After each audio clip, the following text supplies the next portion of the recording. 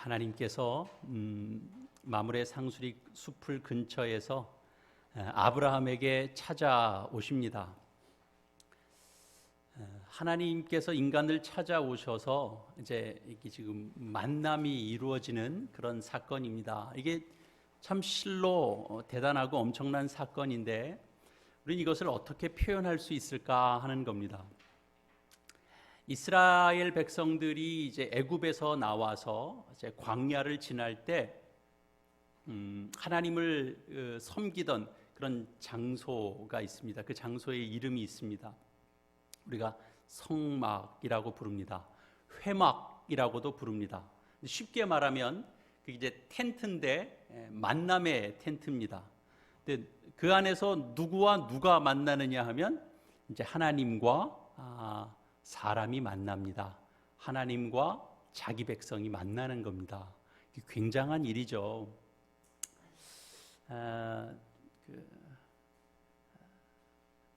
어느 아내가 남편에게 이렇게 말을 했어요.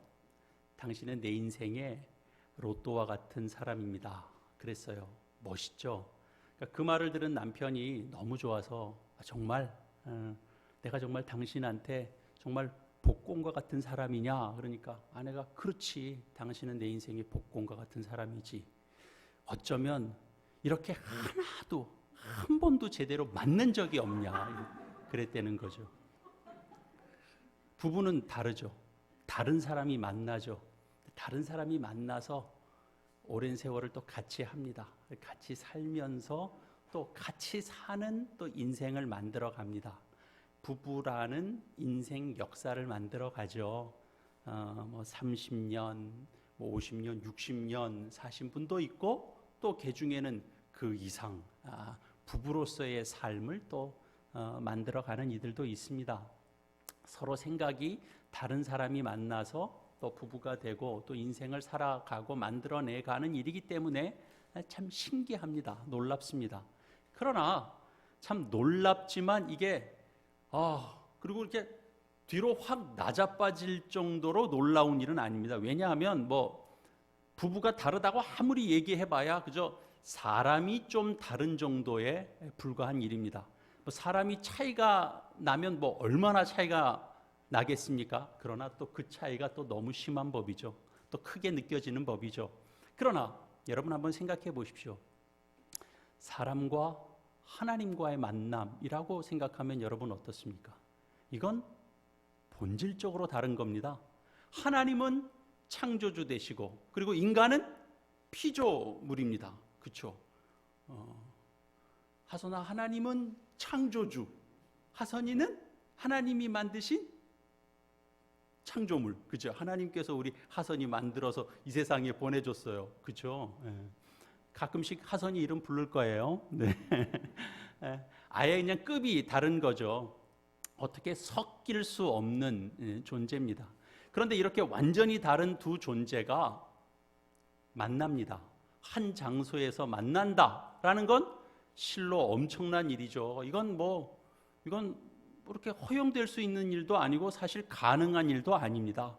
이 참 놀랍고 좀 괴상하리 만큼 이 희한한 일을 우리는 그냥 만남이라고 그냥 얘기하면 다른 만남하고 구별이 잘 안 되잖아요. 그래서 특별한 만남, 굉장한 만남, 대단한 만남 이렇게 얼마든지 얘기할 수 있습니다. 놀랍고 크고 위대한 만남 이렇게 다 섞어서도 얘기할 수 있습니다. 그러나 뭔가 좀 특별한 표현을 붙일 게 우리에게 필요한 거죠. 이 말도 안 되는 일이 일어나는 그 일을. 그래서 이것을 우리가 전문 용어를 쓰는 겁니다. 그 전문 용어가 뭐냐? 그것이 예배입니다. 예배는 결국은 하나님과 인간이 만나는 것을 의미합니다. 그러니까 예배는 보통 사람이 쉽게 경험할 수 있는 그냥 평범한 사건이 아니죠. 하나님을 만나는 것이기 때문에 이거는 참 우주적인 사건입니다. 우리는 예배를 좀 가볍게 생각하기도 하지만 이 예배가 도대체 어떤 건지 어떤 의미가 있는지를 우리가 제대로 안다면 우리의 인생도 사실 좀 많이 달라질 겁니다. 신앙인들이 하나님을 만나서 우리가 제대로 예배하고 예배하는 것이 무엇인지를 알아 그것을 알고 인식하는 차원에서 예배를 드리면 그 예배의 영향을 안 받을 수가 없죠. 그 예배의 영향을 받는 자의 삶이 안 변할 수가 없죠. 달라지게 됩니다. 지난 한 주간 이렇게 뉴스 많이 나왔는데 이렇게 아카데미 시상식 얘기도 좀 많이 나서 이렇게 유명세를 타신 분이 있죠. 이렇게 봉준호 감독이라는 분도 있는데 그러나 사실은 또 다른 측면에서 또 되게 주목받았던 사람이 있어요. 여러분들도 아실 테지만 샤론 채라고 하는 그 젊은 아가씨 통역사로 붙어 있었던 워낙에 깔끔하게 이제 봉준호 감독이나 이 다른 배우들이 이렇게 하는 한국말을 참 이제 서양 사람들이 미국 사람들이 잘 이렇게 정말 잘 알아들을 수 있도록 이렇게 깔끔하게 통역을 해줘서 다들 그 사람이 아주 경력이 많은 전문 통역사라고 알았대라는 거죠. 근데 이제 나중에 알고 보니까 그냥 영화를 전공하기 위해서 유학원, 고등학교는 한국에서 나온 그냥 그런 학생이었다라는 것에 한 번 더 놀란 겁니다. 근데 이제 또 절대로 인터뷰를 안 하는데 어떻게 물어봤더니 이제 중학교 때인 걸로 알고 있어요. 중학교 시절 어느 한때 1년 정도를 미국에서 지냈답니다. 이렇게 공부를 좀 할 수 있는 시간이 있었답니다. 그런데 이제 그 1년을 어떻게 지냈냐 하면 그냥 친구들이랑 많이 사귀었대요. 친구들을 많이 사귀고 그냥 만나서 놀고 그런 시간들을 가졌답니다. 매일 만나서 달리 할 건 없어도 그냥 어울리는 게 좋아서 이렇게 자꾸 거기서 친구들도 사귀고 친구들을 만나고 그랬대요. 근데 그것만으로 이렇게 하루하루가 이렇게 좀 다르게 또 1년이 지나고 나니까 자기한테 좀 영어 실력이 좀 붙는 걸 좀 느꼈답니다. 여러분 그 친구들을 만나서 그냥 알아듣든 못 알아듣든 그냥 히히덕 대면서 지낸 것에 불과한 그런 만남인데 그걸 통해서도 그 변화가 일어나고 실력이 쌓이고 그런 일이 일어난다면 그러면 여러분 우주 만물을 창조하신 그분을 우리가 만나서 그분과 대화를 하던 교제를 나누던 그분의 말씀을 듣던 그런 것들이 우리 속에 이렇게 이어지는데 그럼 우리는 어떻게 될까요? 그분과 인격적인 교제를 서로 나눈다면 그러면 우리의 인생은 어떤 일이 벌어질 것인가 하는 거죠. 내 삶의 내용이 달라질 수밖에 없는 거죠. 만약에 안 달라진다면 그게 이상한 겁니다. 달라지고 있습니다. 난 별로 그렇게 달라진 거 없는 것 같은데 라고 어느 누구는 생각할 수 있을지 모르나 그러나 변하고 있습니다. 달라지고 있습니다. 오늘 본문을 보면 하나님과 아브라함이 만나는 장면입니다. 그런데 그 예배라는 걸 우리가 생각했잖아요. 근데 이제 2절에서부터 이제 5절을 이렇게 보면 좀 눈에 띄는 단어들이 이렇게 좀 등장하는데 2절 같은 데서도 영접했다. 또 땅에 몸을 굽혔다. 또 물을 좀 가져오게 하기도 하고 떡을 좀 가져오라고 하고 이런 표현들이 등장하는데 이런 게 다 그냥 예스러운 표현들이라서 그렇지 우리가 좀 시간을 이렇게 흘러서 지금 우리 입장에서 보면 우리가 예배에 관해서 사용하고 있는 용어들이 사실은 여기서 확인되고 있는 이런 단어, 이런 표현, 이런 의미 이런 것들과 다 맞닿아 있습니다. 창세기 18장에서는 아브라함이 이 자신을 찾아온 하나님을 이제 만나서 잔치를 베풀고 힘을 다하여 이제 그분을 환대한 내용이 이제 시작이 됩니다. 여러분 이게 사실은 예배입니다. 여러분 환대 아시죠? 환대. 우리 서영이는 환대 그렇지. 고개를 좌우로 흔드시네. 근데 환대 느낌은 오죠. 좋은 느낌 같아요. 그죠? 반가운 거. 이렇게 만나서 반가운 거. 만났는데 이렇게 대할 때 이렇게 정성을 다해서 대하는 거, 대접하는데 후하게 대접하는 거, 이런 거 환대하는 겁니다. 그러니까 이제 굉장히 좋은 거죠. 그냥 이렇게 기쁘게 맞는다 정도 가지고는 표현이 좀 약한 거예요. 내가 환대했다 그러면 이게 지금 할 수 있는 걸 다 표현한 거, 그런 겁니다.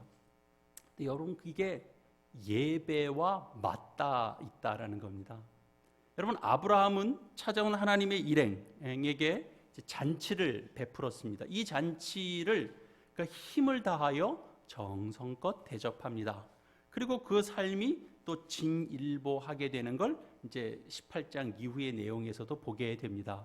근데 이제 뭐가 환대인가라는 걸 한번 생각해 보려고 합니다. 2절에 보면 아브라함이 몸을 굽혀 그분을 맞았다라는 대목이 나옵니다. 사실은 아브라함이 먼저 몸을 굽힌 건 아닙니다. 사실은 하나님께서 아브라함을 이렇게 찾아오신 사건 자체가 하나님께서 먼저 몸을 굽히시는 겁니다. 아브라함이 최선을 다해서 경의를 표하죠. 그건 이제 만남의 한쪽 면을 그리는 거고, 또 하나님께서 보여주시는 또 하나님의 성의 또 한쪽 면에서 있는 겁니다. 완전하신 하나님이 이 불완전하기 짝이 없는 인간을 찾아오시는 사건 자체가 이렇게 몸을 굽혀서 오시는 것이고, 그것이 결국은 예배가 되는 겁니다. 오늘 본문 표현대로 이제 보면 날이 뜨거울 때입니다. 이 건기에, 이 팔레스타인 그 지역의 그 광야엔 사실 물 한 방울도 소중할 만큼 그렇게 건조하고 매우 뜨겁습니다. 주변 전체가 뜨거움으로 가득 차 있는데 이제 그 열기를 좀 식히고 그 마물의 숲을로 이제 찾아오신 거죠. 그러니까 여기서 사실은 만남의 동기를 사실은 하나님께서 만들어내고 있습니다. 하나님이 먼저 찾아오셔서 아브라함을 만나 주시지 않았다면 그날의 만남은 사실은 불가능했을 겁니다. 우리가 믿는 하나님은 인간이 막 빌고 빌어야 겨우 만날 수 있는, 그때서야 살짝 얼굴을 빼꼼 내미시는 그런 하나님이 아니십니다. 하나님은 스스로 결정하시고, 하나님은 스스로 찾아오시고, 그래서 인간들을 하나님께서 만나주시는 하나님이십니다. 주님이 먼저 찾아오시니까 맞는 우리가 열심히 영접할 수 있는 것, 그것이 당연한 일이겠죠. 아브라함은 눈에 보이는 찾아온 이들, 그들을 환대했습니다. 아주 몸을 굽혀서 대접합니다. 눈에 보이니까. 우리는 어떻게 해야 됩니까? 뭐 하나님이 하여튼 눈에만 보이고 우리 집에만 제대로 딱 눈에 보이게 찾아오면 우리도 이만큼 환대할 수 있겠죠. 근데 우리는 이제 그럴 수 있는 입장이 아니니까. 그러면 이 아브라함이 환대하고 영접하는 것과 같은 그런 행위를 우리도 좀 할 수 있어야 되는데 우리는 어떻게 해야 되는가 하는 뭐 좀 숙제, 딜레마 이런 게 있을 수 있죠. 근데 생각해 보면 영접하는 그런 것이 사실은 꼭 몸을 굽히는 행동만 그것이 영접이고 자신을 낮추고 그러는 게 아니죠. 사실은 이게 마음을 숙이는 것도 사실은 굽히는 범주에 다 들어가는 것이겠죠.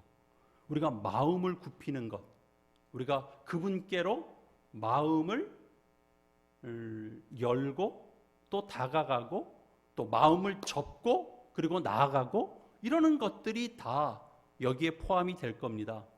이걸 이제 다른 말로 말하면 어떤 식으로 말하냐면 하나님을 내 인생의 주인으로 인정하는 것, 내 삶의 주권을 그분께 맡기는 것, 이양하는 것. 내 삶이니까 내가 알아서 결정해.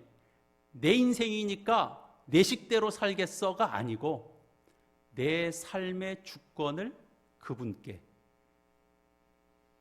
그분이 내 삶을 어떻게 살아가는 것을 기뻐하실까? 내가 어떻게 나가야 할까? 묻고 나아가는 거죠. 그것을 의미합니다.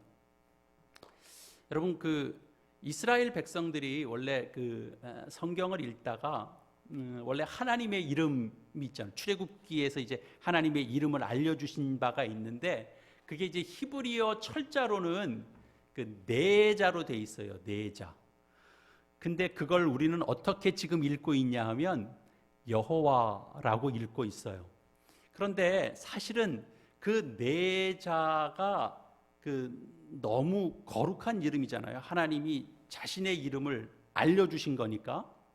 그래서 사실은 이제 이스라엘 백성들이 그 이름을 사실은 입 밖에 잘 내지 않았습니다. 그냥 우리 정서로 보면 우리가 부모님의 이름 석자를 그냥 툭툭툭툭 부르지 않는 것 알죠? 그래서 누가 물어도 이름이 뭡니다 그러고 툭 안 하고 뭐 김자, 뭐 정자, 남자 이렇습니다. 뭐 이렇게 표를 한다든지 약간 그러잖아요.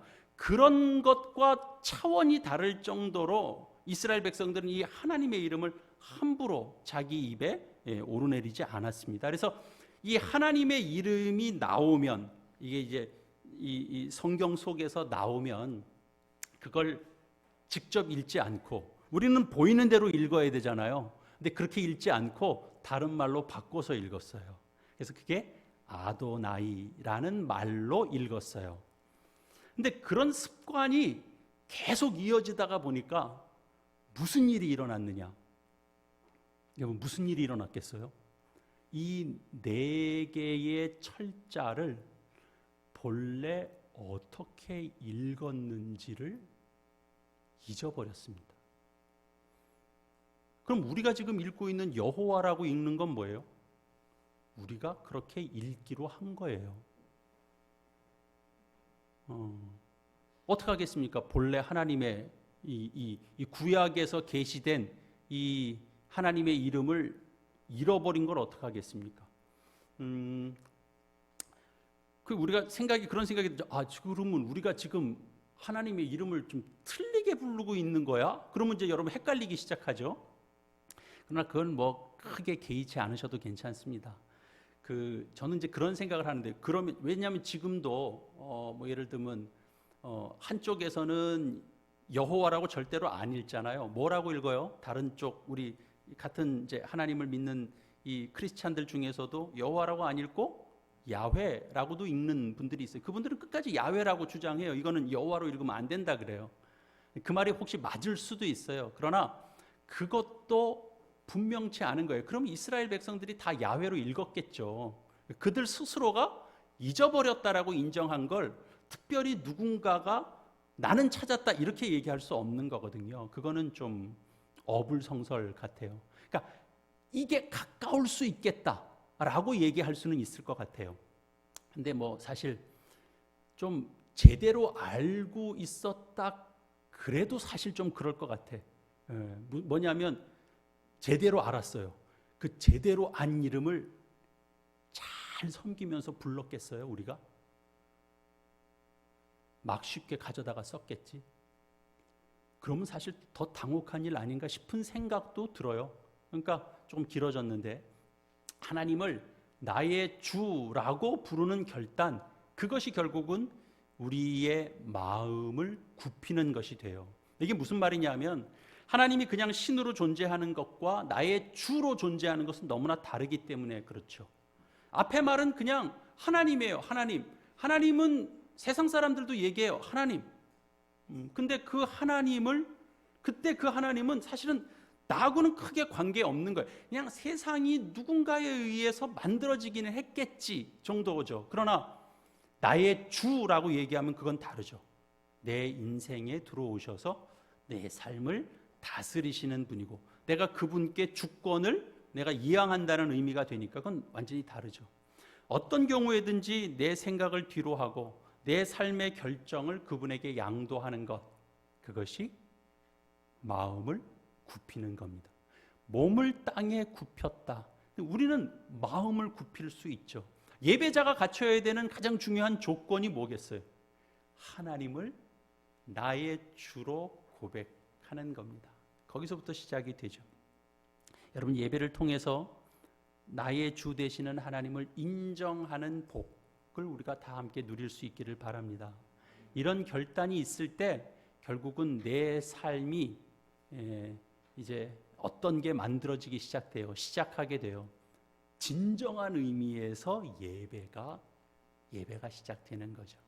그냥 이 자리에 나와 있는 것과 하나님을 나의 주로 인정하며 이 예배를 드리고 있는 것과는 다릅니다. 본격적으로 예배가 이제 시작이 돼요.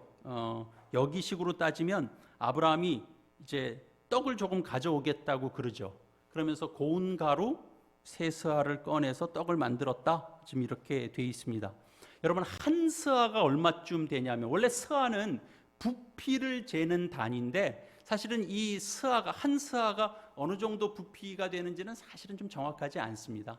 아주 작은 데서부터 좀 넓은 데까지 치면 좀, 그러나 이제 대체적으로는 통상 한 스아가 한 7리터 정도쯤은 최소한 된다라는 정도는 학자들이 서로 이렇게 공통되게 의견을 같이 하는 부분입니다. 그러면 이게 한 스아만 가져도요, 그게 7리터 분량이면 두세 사람이 먹기에 충분합니다.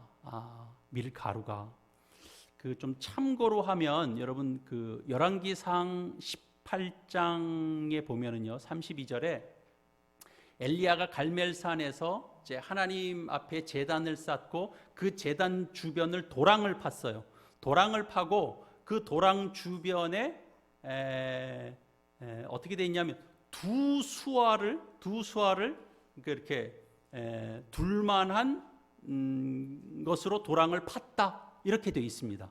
그러니까 그걸 생각해 보면 제단을 쌓고 그 주변을 다 이렇게 파서 이렇게 담는데 그게 양이 한 두 수아 정도 들어갈 정도라면 아브라함이 세 수아를 그만한 양의 가루를 준비했다라고 하는 건 세 사람이 정말 먹어도 우리식으로 얘기하면 배가 터지게 먹어도 충분히 남아 있을 만한 그런 양이 됩니다. 엄청난 양인 거죠. 근데 여러분, 이 대목을 읽으면서 어디서 우리 은혜를 좀 받을 수 있는가 하면, 이렇게 많은 걸 준비했구나, 아브라함은 통이 크구나, 그런 게 아니고 아브라함이 이걸 준비하면서 어떤 마음을 갖냐 하면 떡을 조금 가져오겠다, 그렇게 말합니다. 이렇게 준비하면서 조금이라고 얘기하는 건 뭡니까? 내숭입니까? 아니면 그냥 사람이 좋아서 그런 겁니까? 아니면 그냥 기본적으로 손이 큰 사람이라서 그런 겁니까? 다른 거죠. 이것을 조금이라고 표현한다라는 것. 양만 그런 게 아닙니다. 질도 다릅니다. 여기 떡을 만든 재료가 거친 가루가 아니라 고운 가루 세스합니다. 원래 이 중동 지방에서 평상시에 음식을 만들 때는 가루를 곱게 이렇게 갈아서 사용하지 않습니다. 껍질채 그냥 대충 갈아서 먹는 그런 음식들로 했습니다. 그럼 고운 가루는 언제 쓰느냐? 여러분, 언제 쓰겠어요? 고운 가루는 하나님 앞에 제사 드릴 때, 제사 드리는 곡식으로 가지고 나갈 땐 고운 가루로 빻는 겁니다. 그러니까 지금 아브라함이 떡을 만들 때 사용한 가루는 본래 제사에나 적합한 그런 가루를 사용했다라는 거죠. 귀한 가루를 망설이지 않고 하나님 앞에 내어놓는 겁니다. 아브라함이 하나님을 향하여 취하고 있는 이 기본 자세는 평범하지 않습니다. 우리가 보기에도 많은 것을 준비하고 드리면서도 그는 조금이라고 표현하는 사람입니다. 자신의 큰 헌신을 결코 큰 것이라고 드러내지 않는 그런 모습을 보게 되죠. 하나님께서 주시는 건 조금만 줘도 사실은 큰 겁니다. 근데 자신이 드리는 것은 아무리 큰 것을 드려도 그것을 조금이라고 표현할 줄 아는 그런 모습이 보여지죠. 늘 큰 일을 한 것처럼 스스로 평가하는 사람은 사실은 결코 큰 헌신을 하지 못합니다. 왜냐하면 조금 내어놔도 그것을 큰 것으로 행세하기 때문에 사실은 그 속에서는 진정한 큰 드림이라고 하는 것은 사실 나타나기 어려운 법이죠.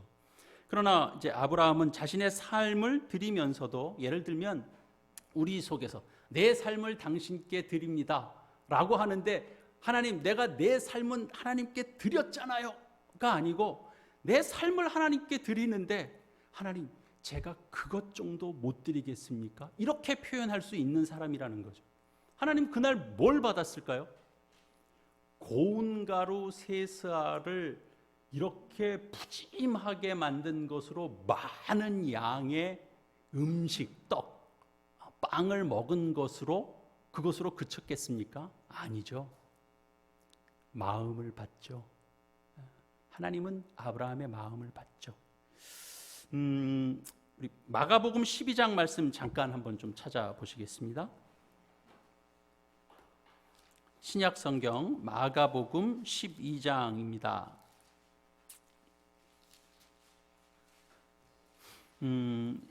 신약 성경 77페이지쯤 되겠습니다. 12장 41절 말씀 이하를 조금 읽겠습니다. 41절 이하의 말씀입니다. 예수께서 헌금함을 대하여 앉으사 우리가 어떻게 헌금함에 돈 넣는가를 보실세. 여러 부자는 많이 넣는데 한 가난한 가부는 와서 2렙돈 곧 한 고드란트를 넣는지라. 예수께서 제자들을 불러다가 이르시되 내가 진실로 너희에게 이르노니 이 가난한 과부는 헌금함에 넣는 모든 사람보다 많이 넣었도다. 그들은 다 풍족한 중에 넣었거니와 이 과부는 그 가난한 중에서 자기의 모든 소유 곧 생활비 전부를 넣었느니라 하시니라. 여기 보면 가난한 과부가 2렙돈을 드렸습니다. 렙돈도 사실은 옛날 돈이라서 오늘로 환산하려고 그러면 좀 어렵습니다. 얼마가 되는지 사실은 조금 분명하게 계산하기는 좀 어렵습니다만, 대체적으로 좀 1,000원 정도가 채 안 되는 돈이라 이렇게 생각하시면 되겠습니다. 그리고 예수님 때도 이 렙돈은 이전부터 오래 사용하던 돈이라서 그 액면 가치 자체가 좀 적은 겁니다. 계속 만들지도 않았기 때문에 낡은 돈입니다. 그래서 사람들에게는 좀 이렇게, 우리 돈도 1,000대 받는 돈이 있잖아요, 그죠? 예. 그런 돈입니다. 돈의 가치로 보면 그 낮고 모양으로도 사실 볼품 없는 돈입니다.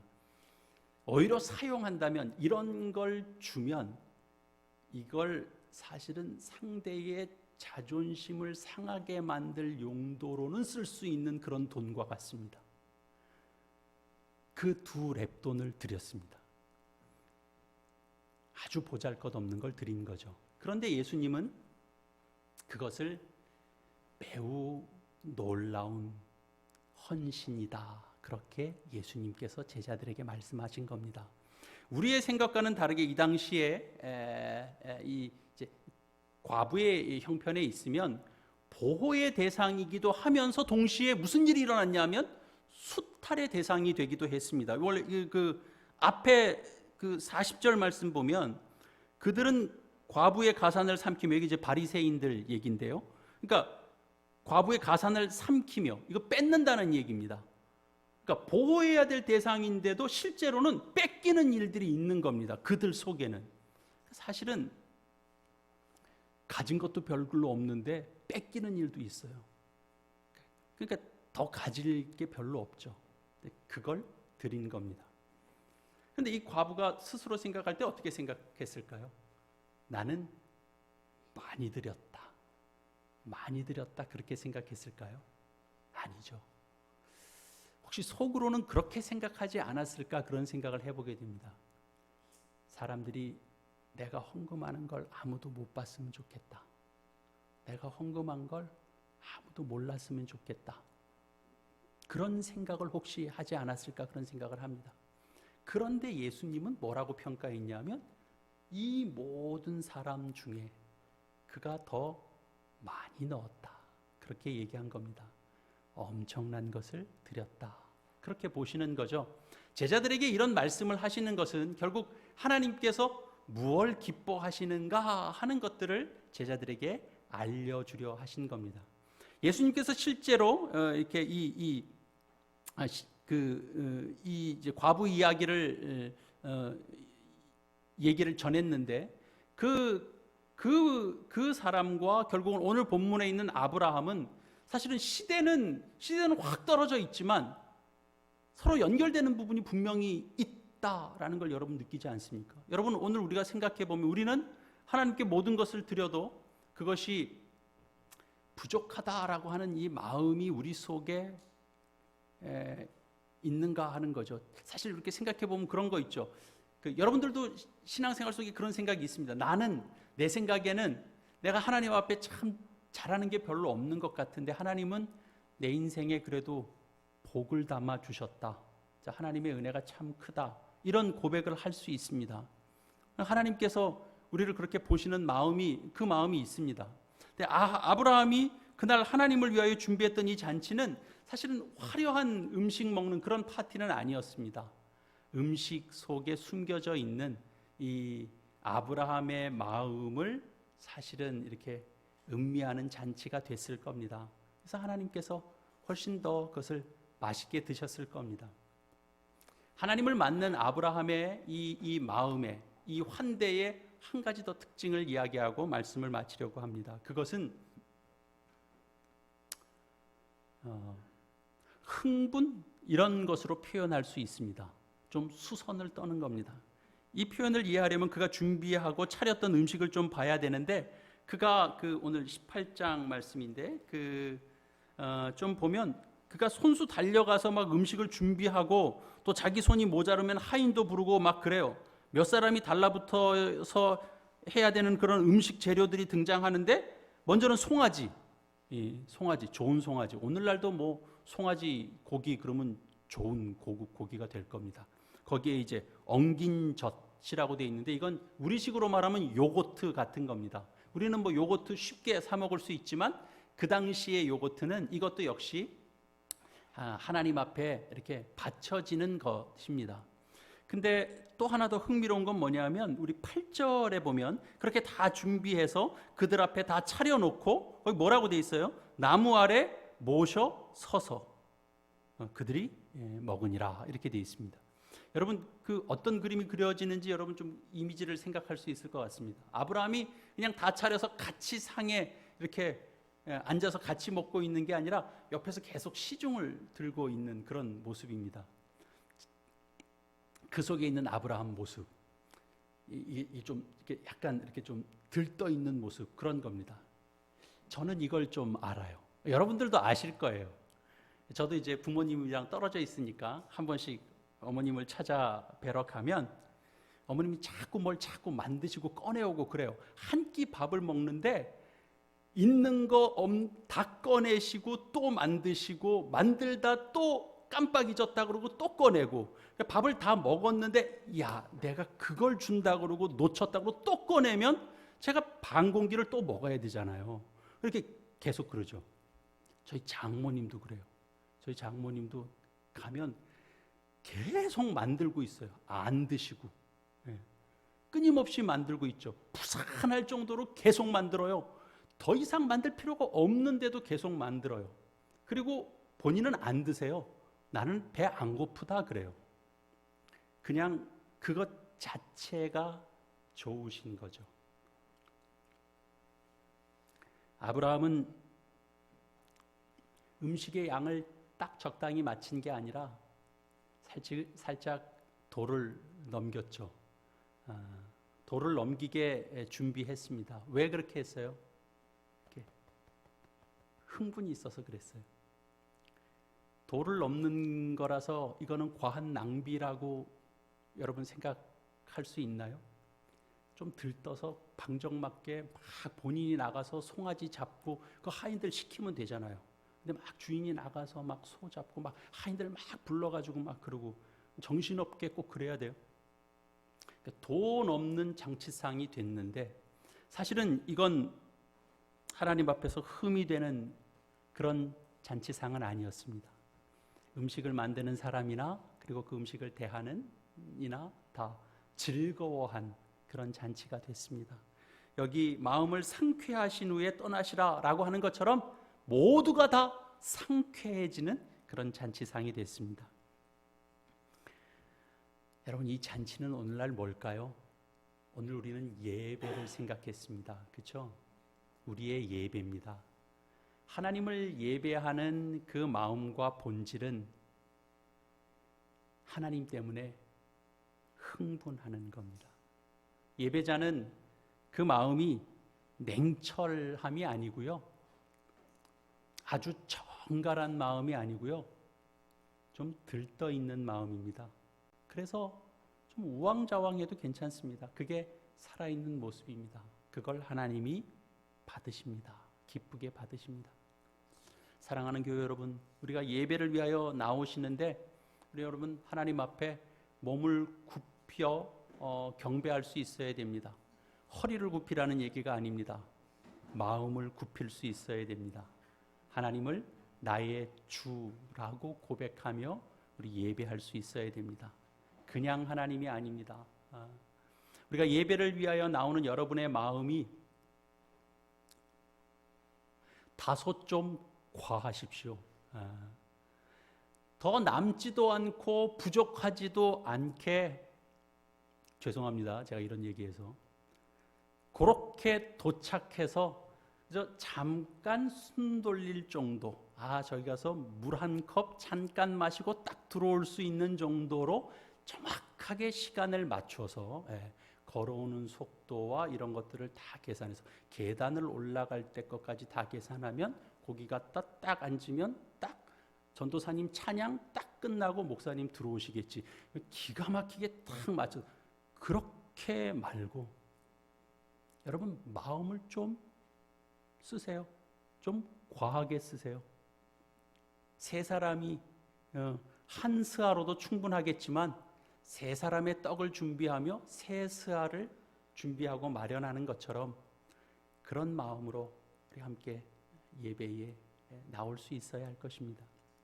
여러분, 제가 교회를 처음 시작할 때나 지금이나 동일한 마음이 있습니다. 제가 늘 꿈꾸던 교회의 모습이 있다라는 얘기 제가 간간히 했을 겁니다. 맨날 그런 얘기하면 또 저 얘기한다 그럴까 봐 제가 좀 간간히 합니다. 잊을만 하면 한 번쯤 합니다. 저는 이 예배하는 공간 안에서, 이 공간 안에서만 우리가 딱 만나서 예배하는 것 말고 저쪽 친교하는 공간 속에서 주일 예배에 우리 성도들이 나와서 이렇게 만나서 반갑게 또 인사도 하고 허그도 하고 또 그렇게 또 이렇게 지내고 왁자지껄하고 그러다가 우리 이지연 집사님께서 예배를 알리는 이렇게 음악을 쫙 연주해 주면, 야, 예배 시작하나 보다. 이 집사님께서 저 피아노 치시기 시작했다. 여기 우리 다 들어갑시다. 그러면 여기 막 하다가 그래요. 여기 들어가자. 왁자지껄 막 웅성웅성웅성 하면서 여기 이렇게 막 들어오는 거예요. 그리고 여기서 이제 예배하는 겁니다. 와글와글. 이렇게 막 들어오면서 막 어깨도 치고 막 여기 막 시끄럽게 들어와도 괜찮아요.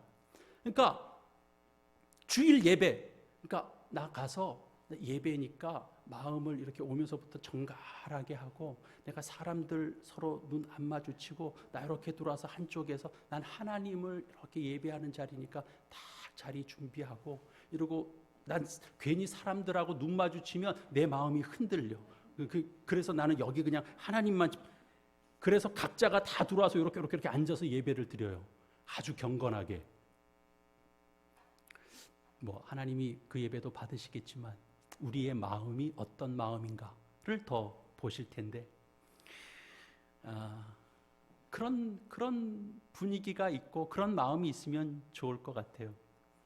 하나님께서 그렇게 한다고, 야, 니네들은 어떻게 와서 이 안에 나와서 하나님 먼저 예배할 것 준비는 안 하고 니네들끼리 모여서 왁자지껄하다가 시간 되니까 알려주니까 그때서야 들어오냐? 그러시겠어요? 그러시지 않을 거예요. 우리가 공동체로 드리는 예배를 어떤 마음으로 생각하고 있는지를 우리가 알고 그렇게 한다면 하나님이 기쁘게 보실 겁니다. 우리 그렇게 좀 하면 좋을 것 같아요. 안에 들어와서 기도할 수 있어요. 그렇다고 또 째려보지 마시고요. 누군가는 간절히 나와서 먼저 하나님 앞에 기도하고 싶어서 기도하시는 분들이 있을 거예요. 그러면 저분은 간절하게 기도할 게 있나 보다 그러시고, 그리고 저쪽에서 막 흥내서 왁자지껄 하던 분들은 이렇게 막 소리 내면서 막 들어오세요. 야, 들어가자. 야, 저 하진아야, 여기 들어와라. 너 이제 핸드폰 그만하고 이제 들어와라 이제. 그럼 미안해요. 아예 애들 이름 얘기 안 하기로 했는데 또 까먹었어요. 어쨌든 그러는 겁니다. 여러분, 제가 아는 목사님 한 분 있는데요. 그분은 이제 탈북하셨어요. 탈북하셔서 이쪽에 오셔서 목사님이 되셨어요. 처음에 이제 전도를 받았죠. 그리고 교회에 나왔죠. 그리고 찬양하고 말씀 듣고 기도하는 것 배우고, 그러다가 예배가 이런 거구나를 알게 된 거예요. 그리고 이제 목사로 헌신했어요. 근데 이제 그분이 그때 일을 회상하면서 했던 말이 있어요. 이게 좀 이북 말이라서, 이제 북한 말이라서 좀 정서적으로 어떨지 모르겠습니다만, 그분이 이렇게 표현했던 걸 제가 정확하게 기억합니다. 내래 그때 격동되시오 그러더라고요. 예배 드리는데 이게 가슴이 뛰어대는 거죠. 격동되시오. 우리 좀 해도 될 것 같아요. 무슨 말인 줄 아니까. 우리는 우리식대로 표현해도 되죠. 어쨌든 여러분, 우리의 들뜸이 있는가? 우리는 너무 질서정연하게 예배드리는 것만 다라고 생각하는가? 그것이 아니고 우리 모두가 예배를 그렇게 이렇게 마음 다해서 들뜬 마음으로 함께 우리가 예배드릴 수 있으면 좋겠습니다. 예배가 만남입니다. 우리가 다 하나님을 환대하는 그런 마음으로 나아가 예배할 수 있으면 좋겠습니다. 그러면 우리 인생에 진보가 있게 됩니다. 아브라함이 겪었던 것처럼 이제 복의 사람으로 소돔과 고모라를 위해서도 복을 빌 줄 아는 그런 복의 사람이 됩니다. 우리 모두를 하나님께서 그렇게 인도하실 것입니다. 기도하겠습니다. 하나님 아버지, 오늘 우리 창세기 18장 말씀 봤습니다. 그저 아브라함이 찾아온 하나님을 그저 풍족하게 음식으로 대접한 정도로만 우리는 읽혀질 수 있습니다만, 그러나 이것은 예배의 한 전형임을 우리가 보게 됩니다. 마음 다하여 환대하고 풍족하게 드리고, 그리고 겸손할 줄 알고, 그리고 들뜬 마음으로 이 뛰는 마음을 어떻게 할 수 없어 먼저 나서고, 그리고 옆에서 같이 그 자리를 지키는 이 아브라함의 모습을 보면서 우리가 이 땅에서 예배하는 자의 삶의 모습이 어떠해야 되는지를 다시 한번 생각해 보게 됩니다. 우리 모두가 참된 예배자로 하나님을 만나고 거기서 생명을 얻고 힘을 얻고 능력을 공급받는 우리 모든 인생이 될 수 있도록 하나님 복 내려 주시옵소서. 예수님의 이름으로 기도합니다. 아멘.